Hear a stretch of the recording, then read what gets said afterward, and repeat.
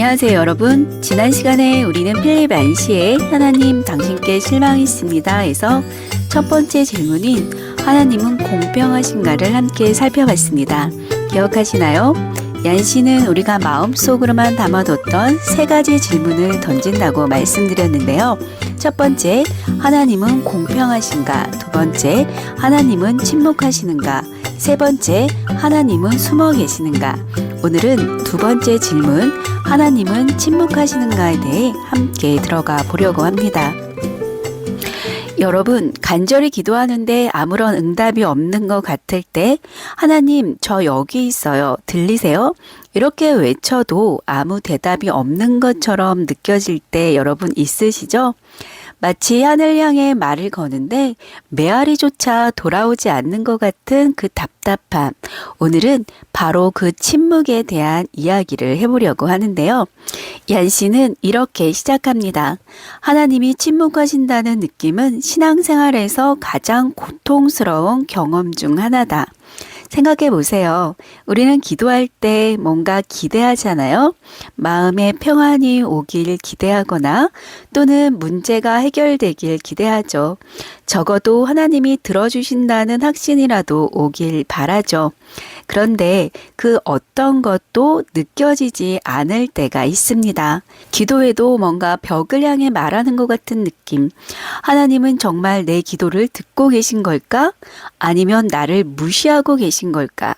특히 절박한 상황에선 더 그렇죠. 사랑하는 사람이 아플 때, 경제적으로 극심한 어려움을 겪을 때, 관계가 깨어질 때, 인생의 중요한 결정을 앞두고 방향을 알 수 없을 때, 하나님 말씀해 주세요. 제발요. 라고 울부짖는데 침묵만 돌아올 때 그 절망감 여러분도 경험해 보셨죠? 여기서 얀시가 제시하는 흥미로운 질문이 있는데요. 성경을 보면 하나님은 엄청나게 말씀을 많이 하셨는데 왜 지금은 침묵하시는 것처럼 느껴질까요? 구약 성경만 봐도 그렇죠. 아브라함에게는 직접 나타나셔서 너는 고향을 떠나 내가 지시하는 땅으로 가라 이렇게 말씀하셨습니다. 얼마나 구체적인가요? 모세에게는 불타는 떨기나무 가운데서 말씀하셨습니다. 내 발에 신을 벗으라. 내가 서 있는 곳은 거룩한 땅이니라. 사무엘이 어렸을 때는 밤에 직접 음성으로 불러주셨는데요. 사무엘아 사무엘아 이렇게 부르셨죠. 선지자들에게는 여호와의 말씀이 임하여라는 표현이 계속 나오기도 하고요. 하나님이 직접 메시지를 주셨다는 거죠. 심지어 발람의 나귀도 하나님께서 입을 열게 하셔서 말하게 하셨잖아요. 그런데 지금은요, 우리는 그런 극적인 경험을 하지 못하잖아요. 대부분의 사람들은 평생 한 번도 하나님의 음성을 직접 듣지 못합니다. 왜 그럴까요? 혹시 우리 시대 사람들이 성경 시대 사람들보다 믿음이 약해서일까요? 아니면 우리가 뭔가 잘못했기 때문일까요? 아니면 정말 하나님이 침묵하고 계시는 걸까요?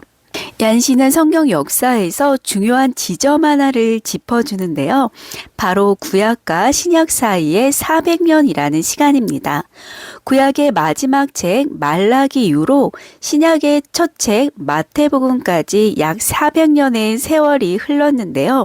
이 기간을 우리는 중간기라고 부르죠. 이 400년 동안 무슨 일이 있었을까요? 하나님의 말씀이 없었습니다. 선지자도 나타나지 않았고요. 어떠한 계시도 없었습니다.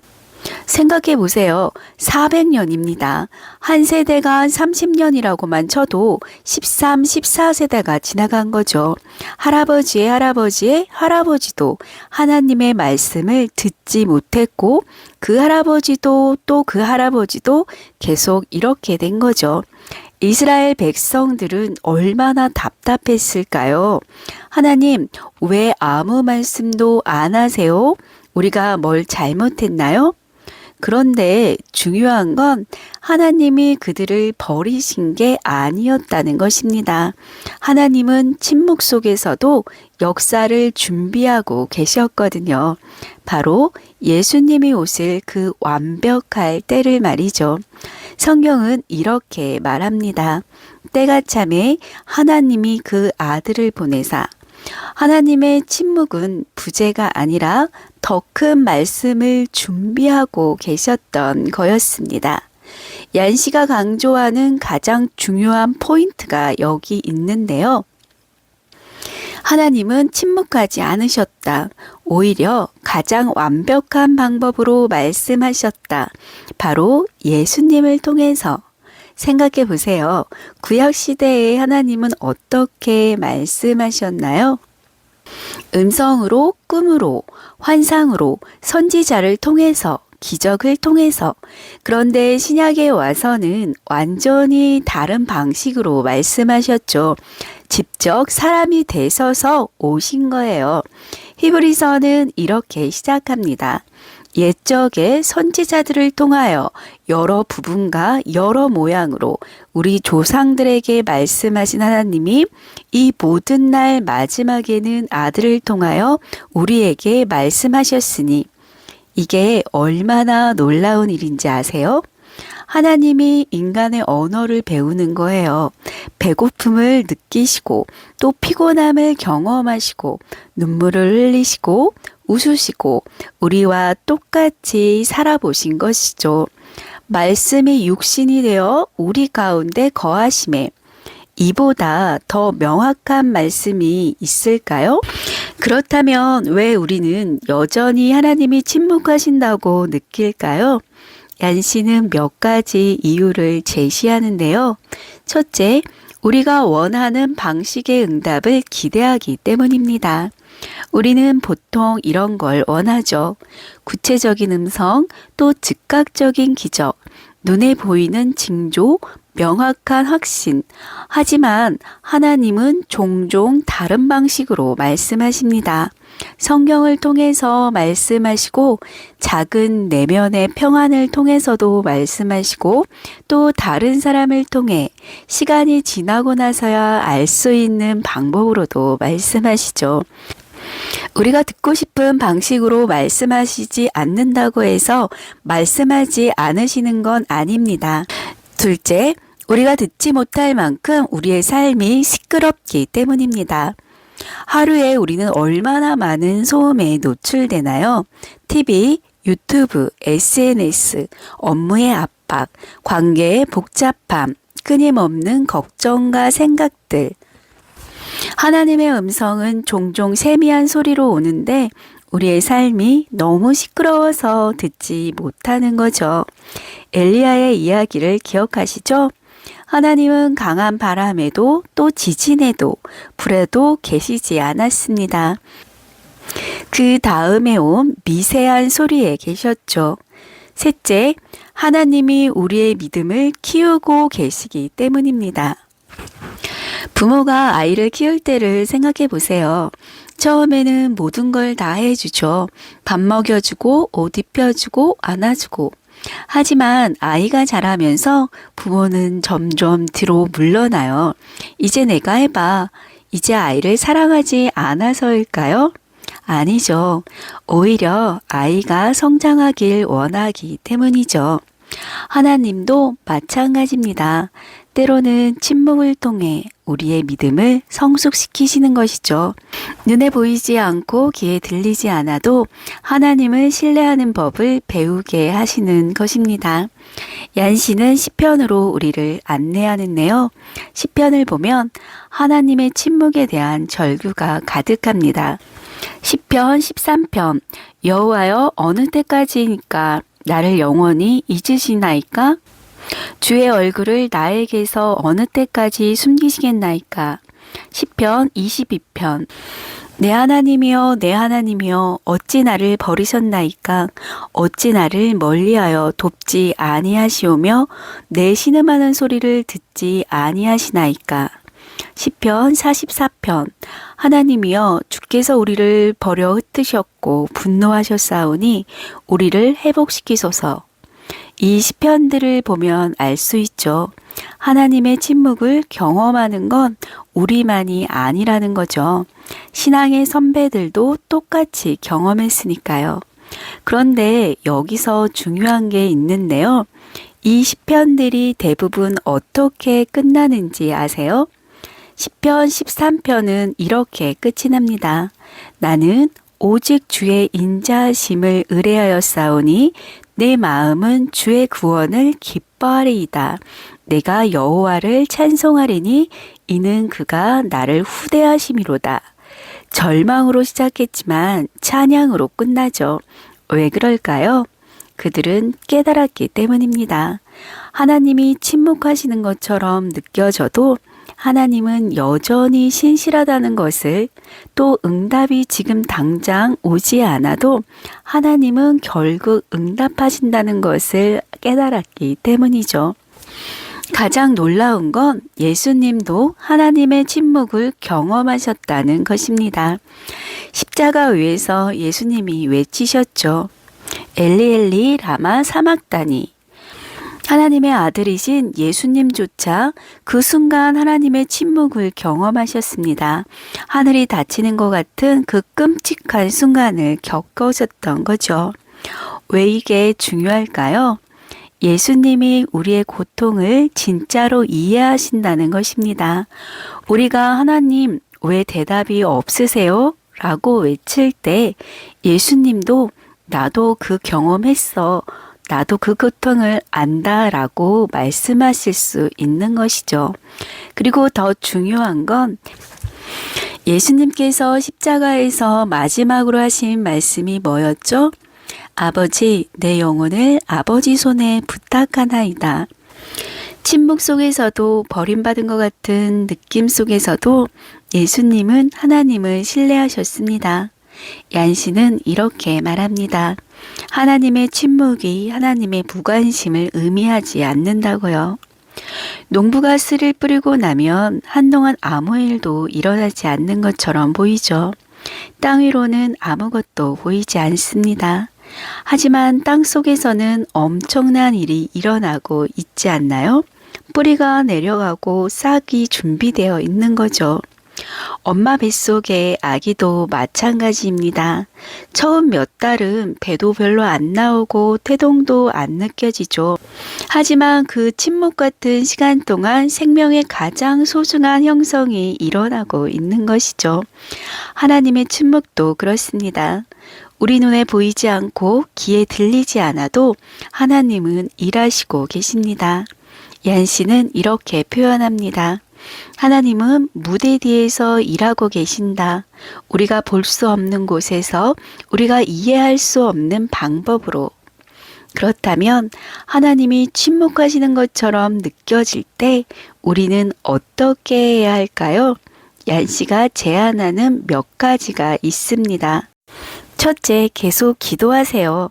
응답이 안 보인다고 기도를 멈추지 마세요.